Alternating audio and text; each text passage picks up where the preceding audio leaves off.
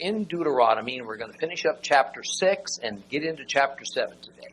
Now, last week, we took another look at the so-called Shema, the Hear, O Israel. That is both the spiritual and the national credo of the Hebrew people, and it is most certainly the central tenet of Christianity as well. It's just that it has been presented over the centuries as a New Testament doctrine that had never before existed. Now, we finished up by looking at the middle part of Deuteronomy 6, in which a warning was issued for two main temptations that Israel would entertain. First, moving into their promised land with all of its wonderful abundance, and for that day, it's easy living, and then forgetting the God who did it all for them. The warning is that Israel should remember they didn't build those cities and villages where they're going to live.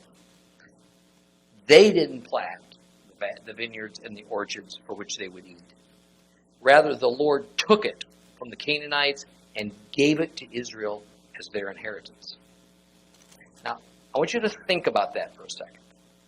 Although the word inheritance is usually only used in our society as something we receive usually when our parents die, in fact, it carries with it an important underlying meaning.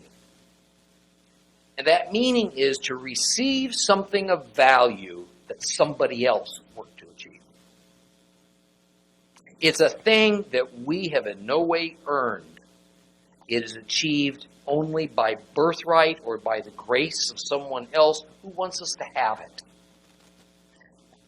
The second warning we receive is that the redeemed people of Israel, who now have inherited by means of God's grace, abundance, and the privilege of a special relationship with the God of the universe, they should not adopt and consort with the gods of the people among whom they're going to live.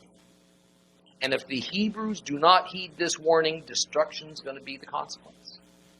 Now, I spent some time last week connecting the real meaning of idolatry, which is the chasing after other gods, with what the actual God principle is behind this warning.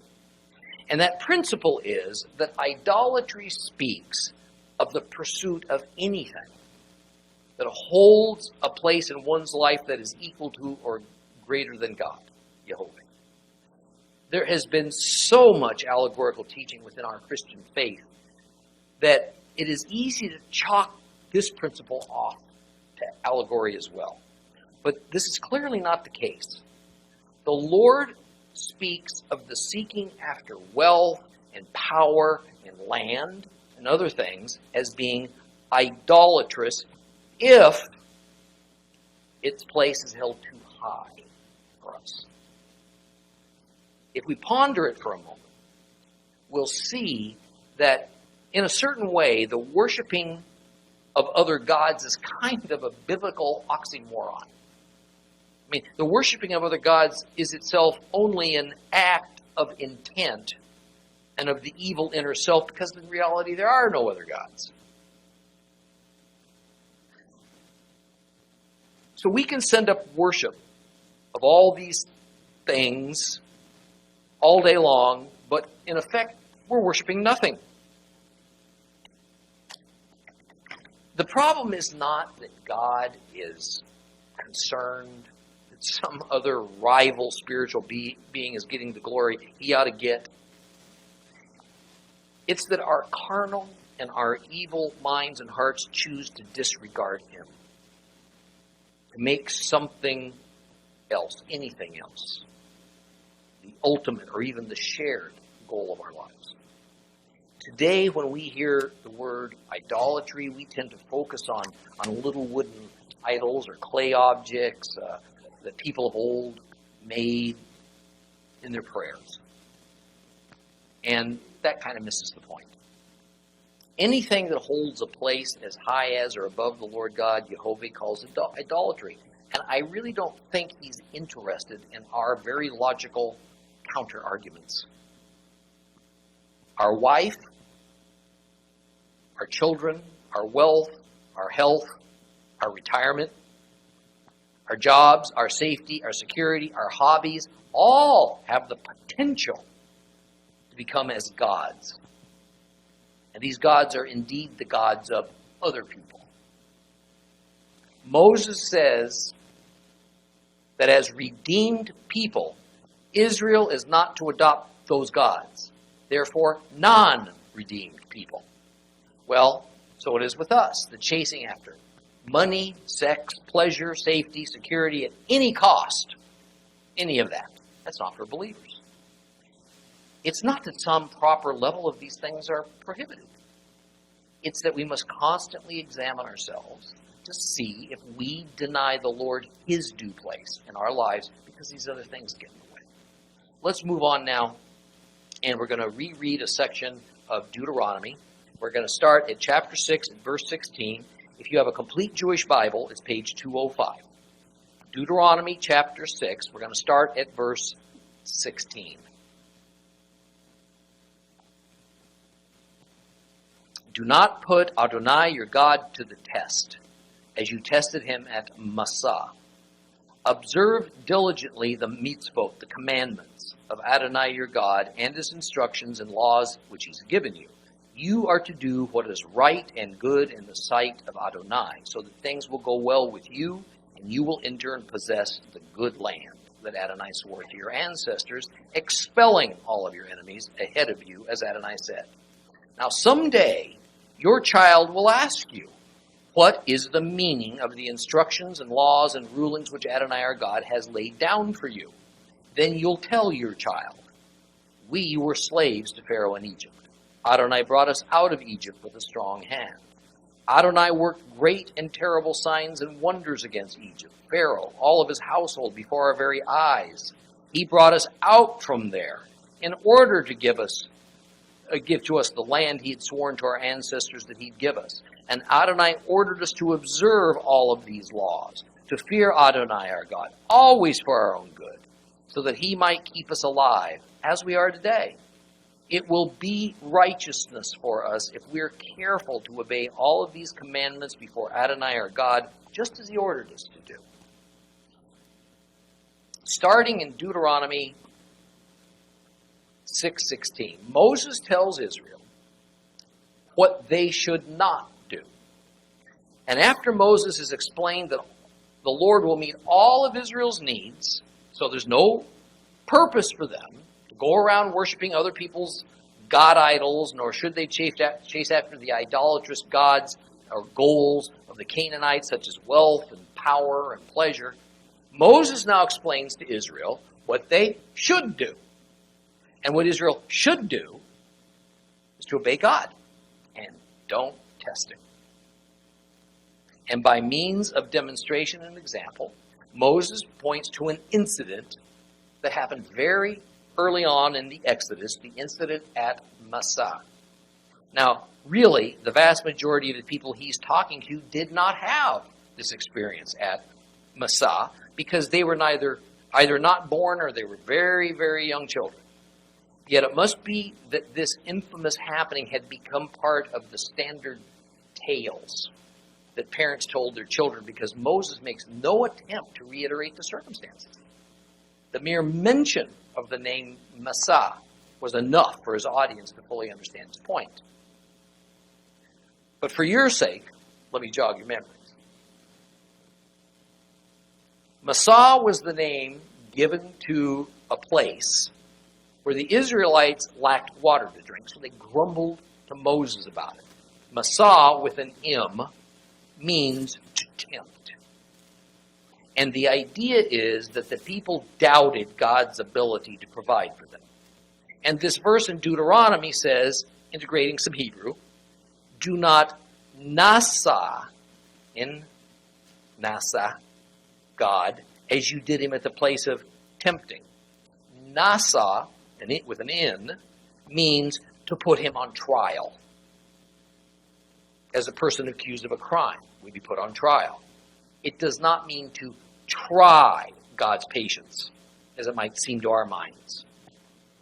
So after Moses admonishes the people to not ever be so audacious as to actually put God on trial, as the first generation of the Exodus did, with themselves as his judge. Rather, this new generation should do what's called out in verse 17. They should obey God.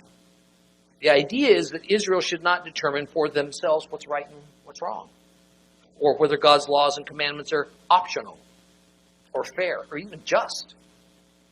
Their job is not to question, but to learn the laws, and then to follow the law. And this thought is fleshed out a little bit more when it says to always do what is right in the sight of the Lord.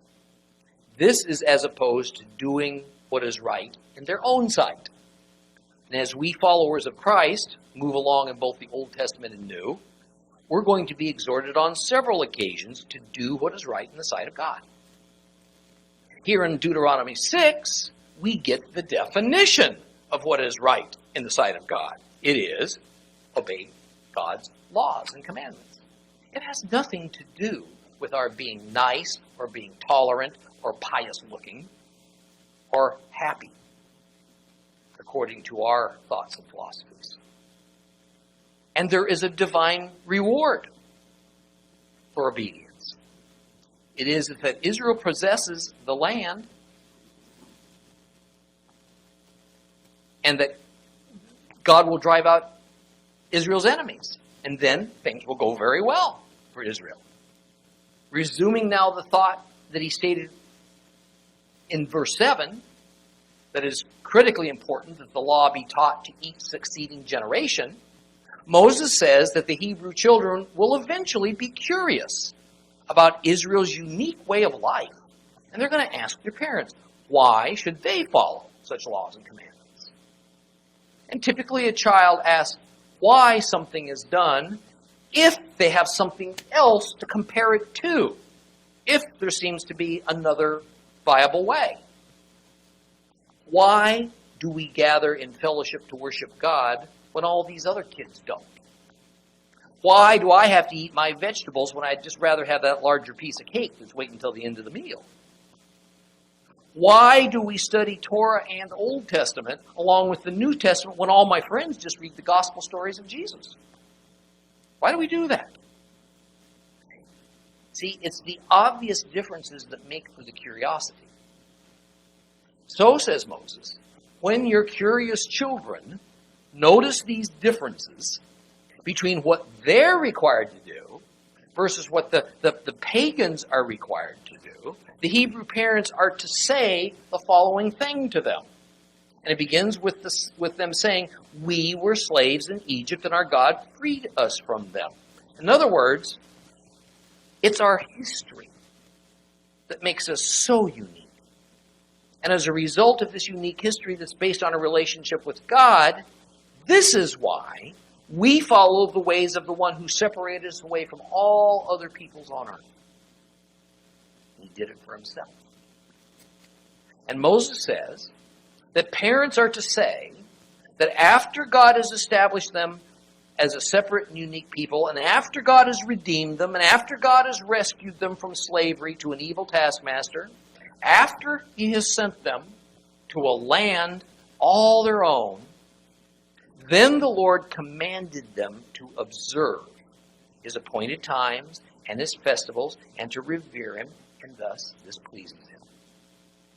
Therefore, says this great leader of Israel, Moses, it will be to our credit if we do what the Lord, who has done all these things for us, has ordained that we do.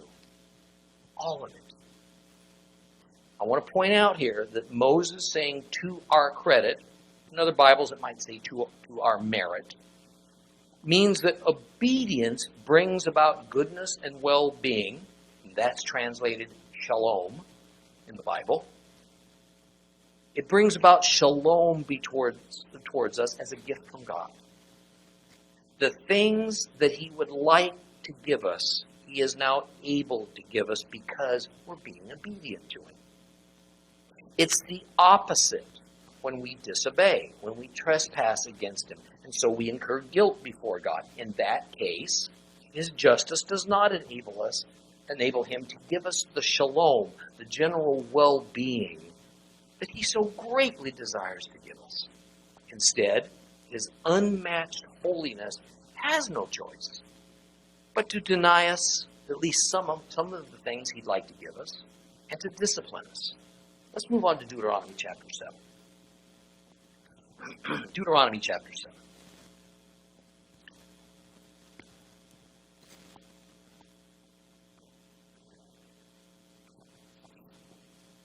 Adonai your God is going to bring you into the land you will enter in order to take possession of it.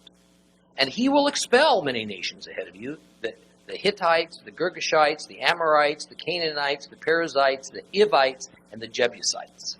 7 nations bigger and stronger than you. And when he does this, when Adonai your God hands them over ahead of you and you defeat them, you are to destroy them completely. Don't make any covenant with them. Show them no mercy. Don't intermarry with them. Don't give your daughter to his son. Don't take his daughter for your son. He will turn your children away from following me in order to serve other gods.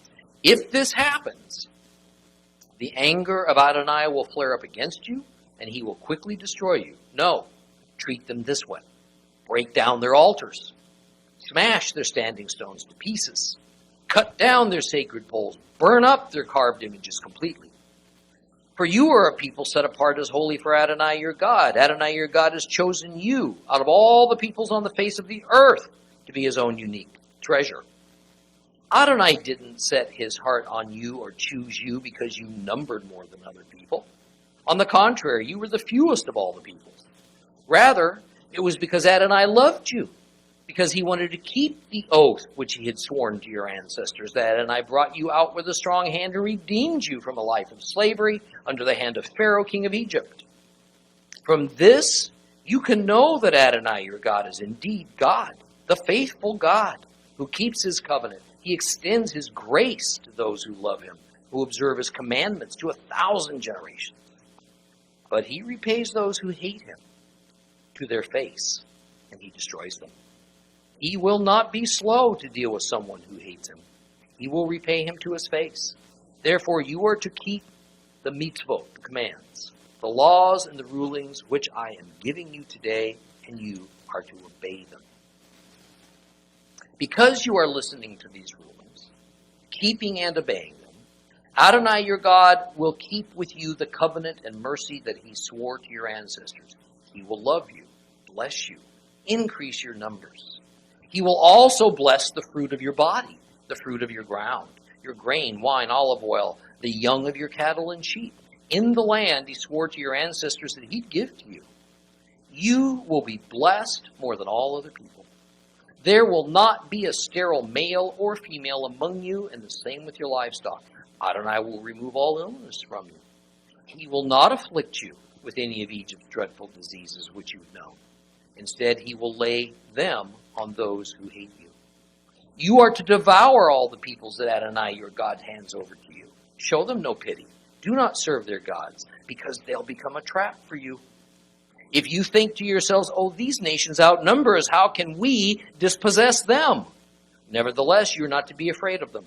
You are to remember well what Adonai your God did to Pharaoh and all of Egypt. The great ordeals which you yourself saw, the signs, the wonders, the strong hand and outstretched arm by which Adonai your God brought you out.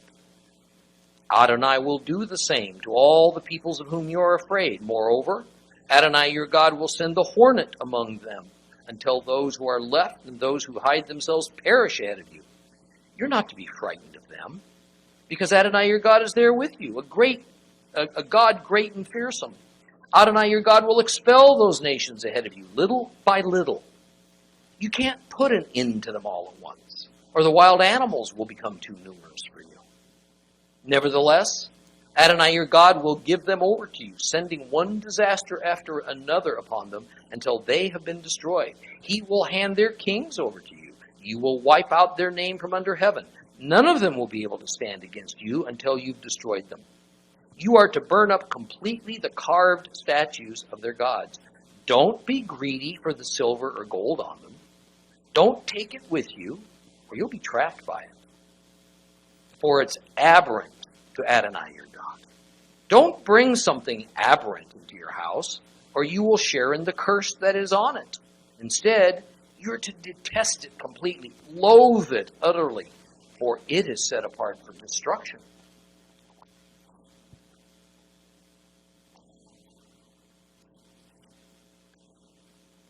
There's an important principle that we must constantly refer back to when understanding the instructions that Jehovah God has given and will give concerning how Israel is to conduct the coming holy war upon Canaan. And it is that Israel is to proceed knowing that God is the God of all history, not just Israelite history. God is the God of all humanity, not just Hebrew humanity. That everyone other than Israel, by definition, worships false gods. The gods of their Gentile culture that are non-existent gods. And therefore, they do not honor the true Creator God. Two key lessons have to be noted here. First, God is indeed the God of everything, but that does not mean that every God honored by whatever name or characteristic he is known is on some level actually honoring Jehovah God. And two, because Jehovah is the God of everything and everyone, he has the right, he has the authority to make decisions and choices, the ones he's making. Jehovah has the right to dispossess the Canaanites from their land. He has the right to transfer that land to whomever he chooses because it's his land. So let's talk for just a moment about that point. It's become increasingly popular in our day, even among some evangelicals, to say that it doesn't matter whether a person worships the name of Allah or Krishna or whomever, because what these people don't know is that they're all just actually worshiping Jesus. I've heard that so many times. I don't know if it's from an insatiable desire for tolerance or peace at any cost. I don't know if it's scriptural ignorance that this notion has been born, but that doctrine is so far from truth that it's hard to overlook it or overstate it. If we accept that view, then we have to wonder whether there even is such a thing as idolatry. And if it is, can it even exist in our present age?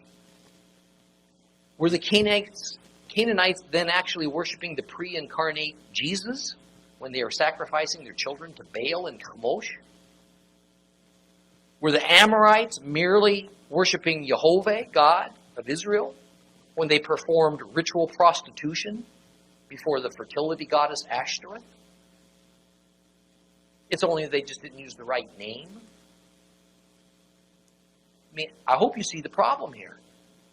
Part of the issue is even the misconception of the Hebrew word Shem, which in translated to English means name. The word Shem means far more than simply the formal familial identity that's given to someone. It more means reputation, nature, that person's characteristics. To the Hebrews, names held great meaning because embodied within a name was a set of attributes that the person with that name would be known by and would be expected to uphold. So understand that when the Lord is ordering Israel not to worship other gods, it's not only a matter of the Hebrews using an incorrect name to worship him. It's that the characteristics assigned to all those false gods are the polar opposites from the characteristics that define Jehovah God. This also means that we modern-day believers have to be very careful when we willy-nilly define who God is and assign him characteristics he doesn't have. Or we take away those divine characteristics that we would prefer he didn't have. To make God a God who winks at sin, but he doesn't take action any longer. Or a God who accepts homosexuality and bestiality because he loves everyone, and he places love above his laws and commandments and his own holiness. Or he is a God who disciplines everybody but Christians, See, all this is a dangerous error. To do any of this is to essentially define a God who doesn't exist. And then to attach the name Jehovah to that God, who is created from our own minds and our fanciful doctrines and our modern political stances. Okay, that's the purest definition of the meaning of idolatry. You know, many years ago, I once knew a man who was a churchgoer for decades. He was in an adult Sunday school class that I taught way long ago. And he came up to me after one particular lesson and said that he was very offended and he was never going to return. And the issue was that on that day, I had spoken about the Lord's justice and about the Lord's judgment. And he told me that his God, Jesus, was a God of pure love and nothing else, so we have to be talking about two different gods. And true to his word, he never came back to the class. Now, folks, as much as we all love love, and as much as we all recognize that perhaps the outstanding characteristic of our God is love, that hardly defines all of his characteristics. Among other things, God is a God of light. He's a God of creation. He's a God of salvation. He's a God of mercy. He's also a God of judgment and wrath and fury and gentleness. He is a God who is near. Yet, he's also not of our world, or our universe, or probably even our dimension. He is not a man, and he's not a superhuman. Rather, he's an entirely different being, totally unique. He will spark new life. He will preserve life, and yet he will destroy life according to his sovereign will and purposes. And what I'm listing here is embarrassingly inadequate to define even a fraction of who God is. But the Lord has also given us enough of his characteristics by means of his written word, and has shown us how these characteristics are in a perfect proportion and balance, that for us to ever assign his name to another God whose characteristics are grossly different and infinitely inferior, well, that's an abomination of the highest order. Therefore, verse 1 says that Jehovah your God is going to bring you, Israel, into Canaan and expel the current inhabitants in order that you, Israel, will possess it. And then 7 nations are named that are going to be removed from that land and replaced by Israel. Now, although we talked about this concept of possessing the land quite some time ago, I want to briefly remind you that to possess it does not mean to own it. When it comes to the land of Canaan, the term possessed is used because the land had always been set apart for special use by the Lord, and it will always be. Over and over again, the Torah and the whole remainder of the Bible informs us that Jehovah God is the sole and permanent owner of the land of Canaan. Mankind is certainly allowed to own and to buy and to sell chunks of real estate there. There's no biblical injunction against it. Here in America, or in Europe and throughout most of the world, the concept of a man owning a piece of property is not only legal and foundational in almost all of our earthly societies, but there's no scriptural prohibition against that. However, this does not apply to one well-defined piece of land in the Middle East the Bible calls Canaan, and then eventually is called Israel, because that piece of land, the Lord's only willing to lease it out. He's not going to sell it. The Lord retains all rights to revoke the lease on that land anytime. So Israel has no right to sell land to one another, let alone to a foreigner. This land is special. It's holy. It's set apart. It's reserved for God as the headquarters of his earthly kingdom in the coming kingdom of God on it. We find this concept of possession versus ownership at the forefront of the laws of the Jubilee, whereby land that has been sold, so to speak, has to be returned to the original owner. This law only applies to the Holy Land, nowhere else. Or in more correct terms, the use of the land that has been transferred to somebody else is eventually terminated. And the use of that land then is ultimately restored to the person who was originally assigned to. In the law of Moses, the price that a person could charge for land was based only on what the land could produce between the time he leases it and the occasion of the next Jubilee, because it's only the use of the land that can be temporarily transferred. Now, I hope you see the significant difference between owning and possessing, and why when Israel was exiled from the land, the Lord was but revoking Israel's use of the land as a means of discipline, and was only transferring the use of the land to Israel's conquerors for a set time, because these conquerors were God's proxy for his punishment of his people.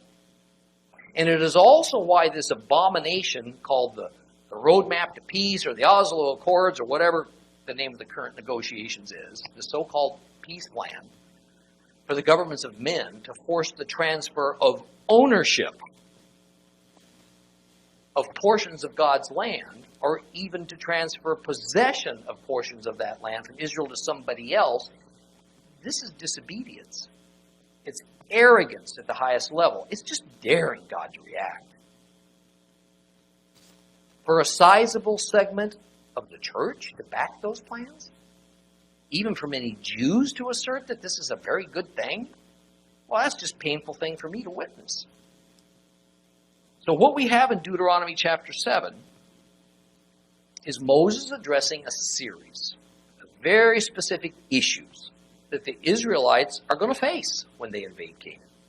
And in addition to the issue of land possession, is what to do about the people who currently live there. How are they going to be dealt with? And the Israelites are told in a nutshell that they are to grant the Canaanites no terms and give them no quarter. They are not to intermarry. This means no Hebrew sons marrying Canaanite women, no Hebrew daughters being given in marriage to Canaanite men. Whatever Canaanites might remain in the land are to have their altars of sacrifice to their false gods torn down and smashed. And any kind of religious pillar or monument to one god or another is to be smashed. Their idols, their images of the gods that are discovered are to be thrown into a fire and burned up. Now, what exactly does all this amount to? Is this suggesting merciless genocide? Now, first, giving the Canaanites no terms and no quarter means no agreements or treaties are to be made between Israel and the Canaanites that would allow them to remain there as their own sovereign societies. It means that Israel is not to essentially do what's always done in these kinds of situations since time immemorial. That is to allow a foreign king to remain king over his own people in return for that king paying taxes and tribute and contributing labor to the conqueror. In this case, it would be Israel. And further, those Canaanites who refuse to bow down to the God of Israel are not to be allowed to remain in the land. Rather, they're to be forcibly expelled. And if they insist on fighting to the death to stay, they're to be accommodated. Now, despite the thought that many rabbis would like to leave us with, and the overly simplistic tales that we've all been told about how the Hebrews did not intermarry, and for long stretches of time stayed very pure in their gene pool, nothing could be further from either biblical truth or historical reality. Hebrew men just could not seem to resist the charms of these various beautiful pagan women and constantly brought them home with them and integrated them into Hebrew society. In the book of Judges, we see even the great Samson marry who? A Philistine woman. This, though, was just the tip of the iceberg. Because in the Middle Eastern cultures, Israel included, a girl didn't have much choice in whom she married. Her father made that determination. Usually, it was based on how big of a gift a man might offer the father in return for his daughter's hand in marriage. That a father would offer his daughter to the highest bidder, I'm sure bothers some of you. I mean, that's kind of bad, it seems like.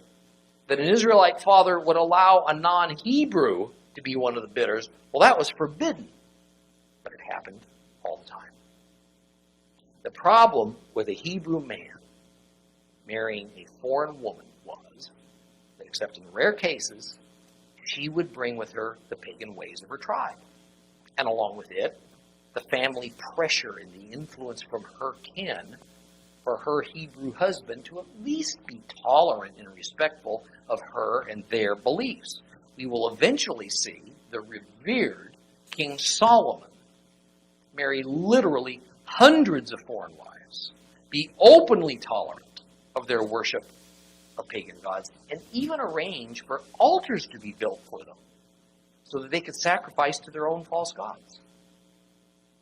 For a Hebrew woman to be married off to a foreign man was a terrible predicament for that woman. Because once she was wed to that foreigner, she lost her status as an Israelite. Further, the children she bore would now be considered Gentiles apart from Israel. The redemption that she had as a birthright was gone. The redemption that her children could have had as a birthright was gone. So the effect of disobeying the command not to intermarry with any one of these 7 named people groups was far-reaching. Now, as for these 7 nations of people listed here, I'm not going to try to carefully define them all. It would just be too complex for our purposes. Most of them were just tribes descended from Canaan, a grandson of Noah. So they could all rightly be lumped together and given the general identity as Canaanites, and they often are. In the same way that a man from the tribe of Judah or Reuben or Benjamin could rightfully be called an Israelite because he was descended from Jacob, called Israel.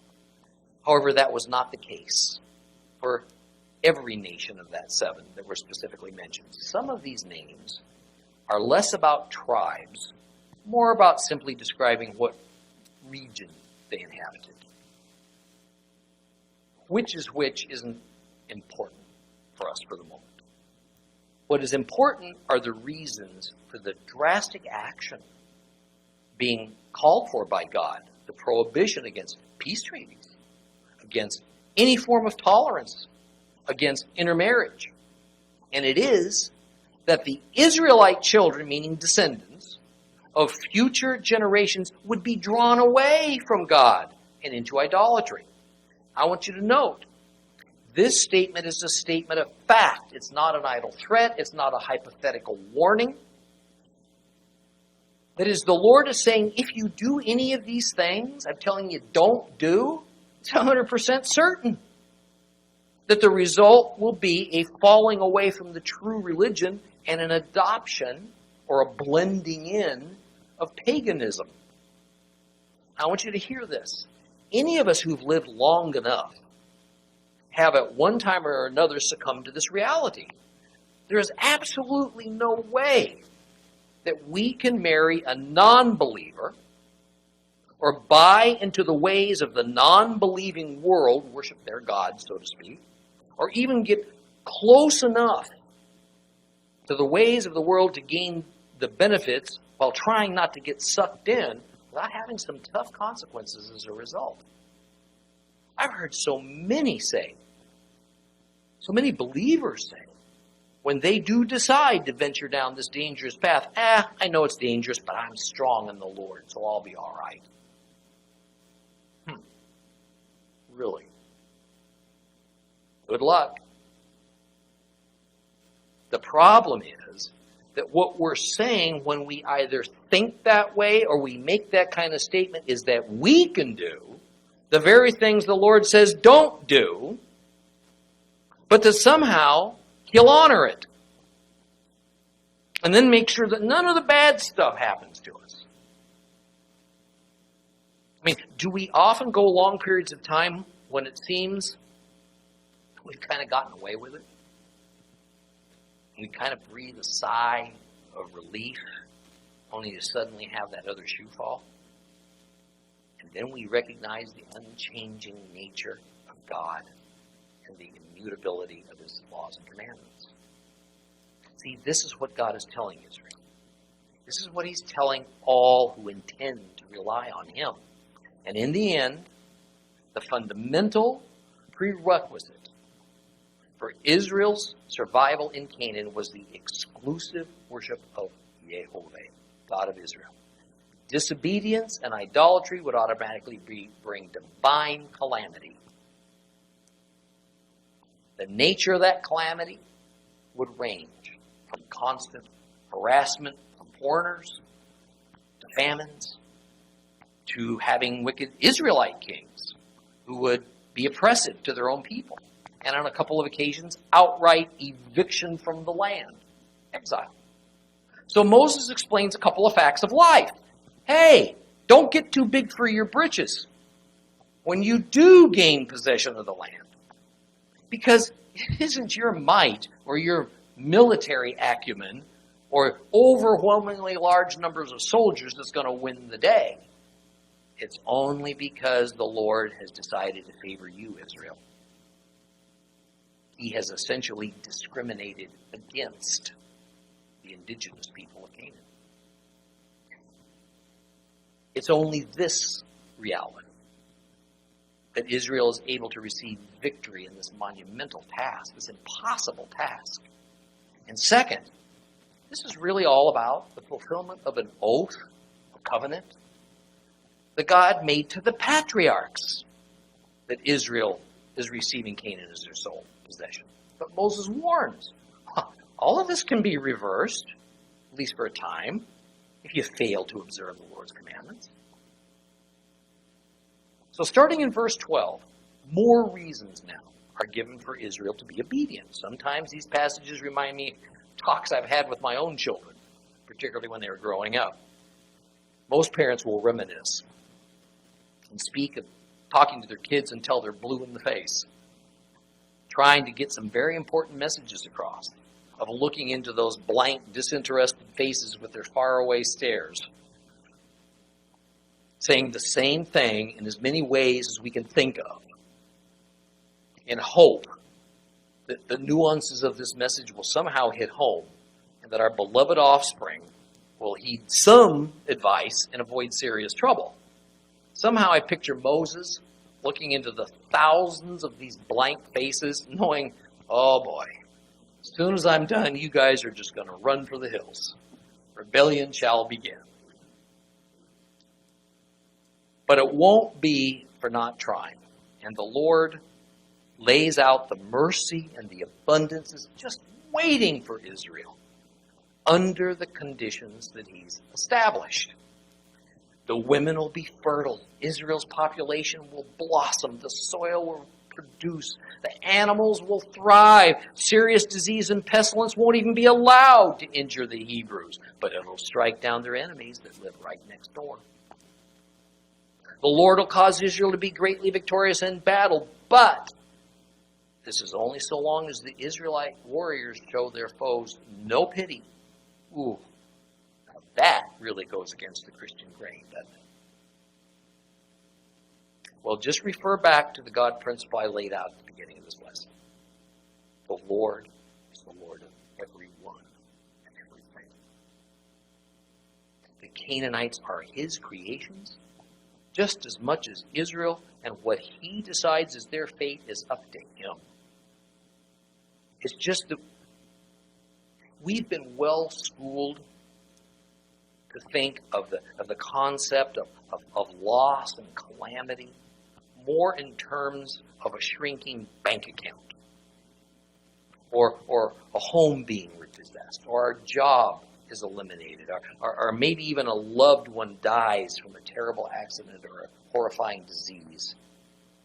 But here the Lord is talking about wiping out entire nations on a wholesale basis to accomplish his will of giving the land of Canaan as he has promised to Israel. This reality is what has led to this implied, if not outright stated, doctrine that the God of the Old Testament is of a quite different nature than the God of the New Testament. And I remind you, though, that the God of the Old Testament is going to continue this holy war upon people who are not his elect on a scale unimaginable to our human minds. The battle of Armageddon is coming. It is going to be the bloodiest, most devastating ending to this holy war that began with Joshua at the helm, and hundreds of millions are going to die, and there's going to be no apologies. And who is going to lead that battle? Who are we told is going to lead that battle? Jesus. Christ. Yeshua.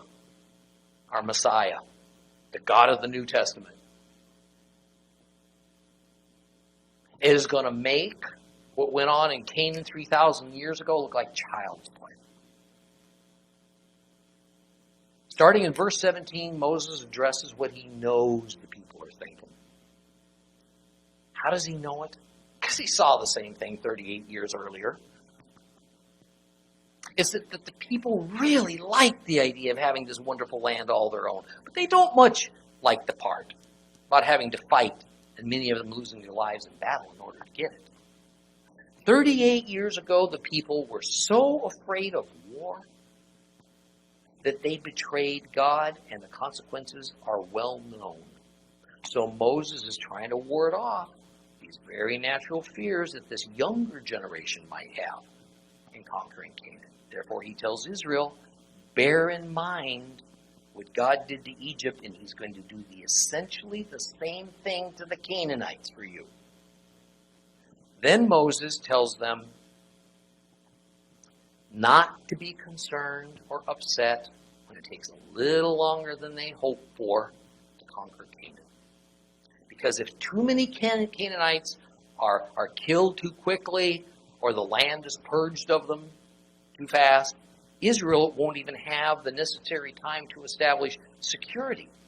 So wild animals are going to move in. I mean, does this sound a little like what we kind of encountered in this Iraq war that seems going on forever? I mean, what the Lord is doing in the instructions for attacking Canaan is actually very practical, even though it does kind of go against human tendencies. See, in Iraq, all now agree that although we invaded and we won rapidly in what seemed like a miraculous fashion, it was actually too fast. We got big-headed about it. We didn't take the time needed to conquer smaller zones, establish secure areas, move on, take another one, do the same, then another. We tried to swallow an elephant in one bite. Boy, it's come at great cost. The wild animals, Al-Qaeda, other terrorist organizations, guess what? They've moved in. At the same time, just as God and Moses know that the people are going to be short-sighted and impatient, so Moses is preparing the people for what will happen. This is the identical reason that our government decided it would not go slow in taking Iraq, because the Americans want fast results. The best and most fruitful way of attacking Iraq would never have been accepted by an American or a world public that wants a video game conflict over in an hour and nobody actually gets hurt. Believe me, I'm not making any kind of political speech. I'm trying to use as an illustration that most will easily recognize that this is very parallel with what Moses is facing. However, says the Lord, don't let this slower speed seem to you as though maybe things aren't going well. That's not what's happening here. Rather, I'll deliver the Canaanite kings up to you and throw the Canaanite armies into a complete panic so that they'll often just run away. The victory will be so complete, as it says in verse 24, that Not even the names of the kings and military leaders will be remembered. Then Moses returns to the two aspects of idolatry that we've talked about on a few occasions. Don't take their idols, because you're liable to worship them. And don't even take the gold and silver they're made out of, because the desire for all that gold and silver is just as idolatrous as the idols themselves. And as the Lord says in verse 26, he utterly detests anything that Israel or we might bring into his presence that rivals him. Therefore, whatever that thing that could be a rival to him is, it must be destroyed. Not because God is a miser or a curmudgeon and doesn't want us to have nice things or a comfortable life.